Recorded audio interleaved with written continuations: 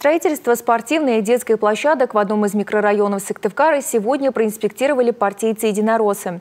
Проект реализуется в рамках федеральной программы формирования комфортной городской среды. Подрядчик планировал сдать объект еще в августе, но поставщики затянули с оборудованием. Напомним, «Единая Россия» в рамках реализации народной программы продолжает партийные десанты по социально значимым объектам региона. Татьяна Супряткина. Подробнее. Детская площадка с игровыми зонами и местами для отдыха, тренажеры, спортивное поле. Новое общественное место совсем скоро будет облагорожено. Площадку планировали открыть еще в августе, но поставщики вовремя не отправили конструкции. У нас немножко задерживали поставки маслов, да.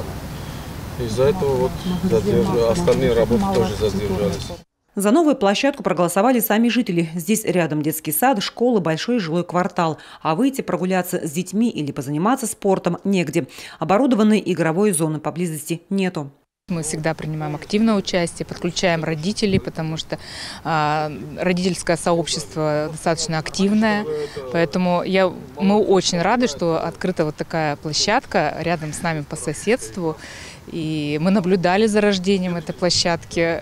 Надеемся, что в дальнейшем мы будем активными ее, наверное, как сказать, подрепителями. В республике в этом году благоустроят 122 объекта. Это 72 общественные территории и 50 дворов. Большая часть работ уже завершена. На реализацию привлекли более 200 миллионов рублей из федерального бюджета. Республика выделила 184 и еще добавили сами муниципалитеты.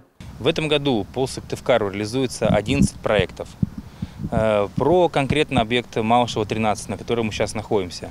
В прошлом году несколько инициативных групп, в том числе и наша, вышли с предложением сделать из этой территории универсальную спортивную площадку с пешеходной зоной.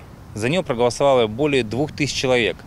И в 2023 году на нашем округе эта площадка и эта инициатива уже реализуется. Единороссы в рамках народной программы «Партийный десант» продолжает рейды по социально значимым объектам. Все спортплощадки, игровые комплексы должны сдаваться в срок. Они превращаться в долгострои. Здесь большой жилой массив, здесь по одну сторону школ 26, по другую школу 25.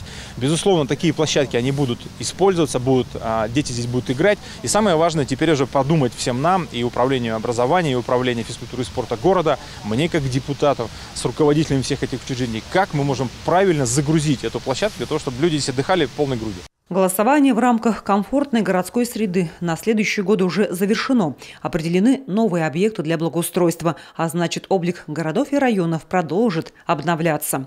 Татьяна Супряткина, Иван Богомолов, телеканал Юрган.